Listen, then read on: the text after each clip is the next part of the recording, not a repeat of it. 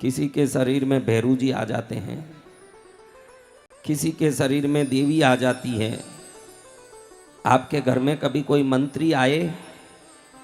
कोई मंत्री, किस किस के घर में कोई मंत्री आए वो हाथ ऊंचा करो। मोदी जी किस किस के घर में आए हैं? नरेंद्र मोदी जी, वो सब हाथ ऊंचा करो।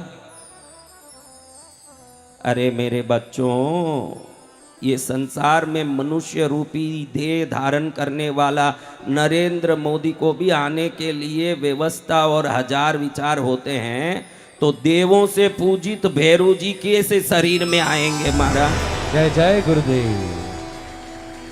कैसे शरीर में घुस जाएंगे? और मैंने कई बार देखे हैं ये भैरू जी जो भी शरीर में आते हैं, ये भी कोई अनजाने लोगों को नहीं बुलाते। खुद अनजाने आके हाथ जोड़ लें, अनजाने आके नमस्कार कर लें, खुद ही अनजाने आके प्रणाम करें, हाँ यूं यूं करें। लेकिन ये भैरू जी जो आए हैं जिसके शरीर में, वो बराबर उसके साले को ही बुलाते हैं। वो क्यों बुला रहे हैं? हाँ, भैरू जी बराबर शरीर में घुसे, वो शरीर वाले के साले को ही बुलाते हैं। भैरू जी आओ, इधर आओ, अपने बहनोई का ध्यान रखना। क्या भैरू जी का यही काम है, बहनोई साले का ध्यान देना? हाँ। और देवी आती है तो बराबर बहू को ही बुलाती है, अपने सास का ध्यान रखना वरना मैं तुझे मार दूंगी। और जो पद्मावती आती है, बराबर हर पद्मावती बैठी है तो उसके सिर पर अपने आप नाग फण धरते हैं और सेवा करते हैं। ये जो शरीर वाली पद्मावती खुद ही हाथ उठा के नाग करने लगती है।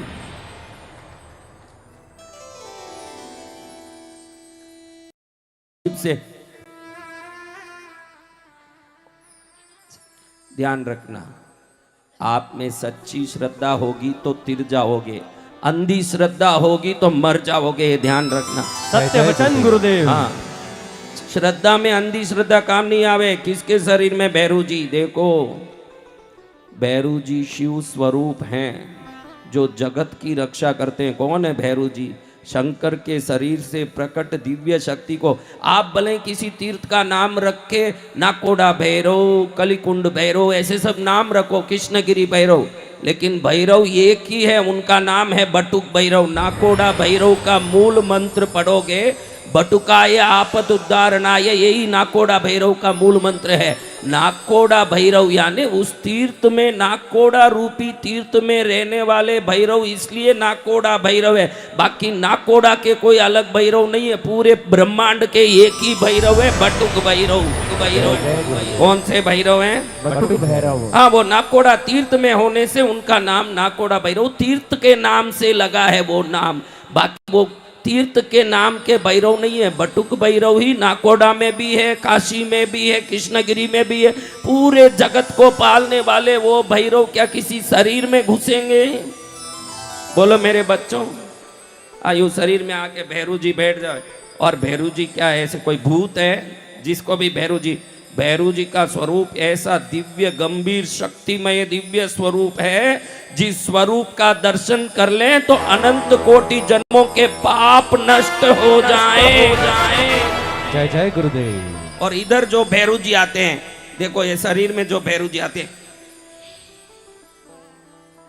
के चुड़ैल आई है, भैरू जी आ रहे हैं। भैरू जी यानी दैविक रूप।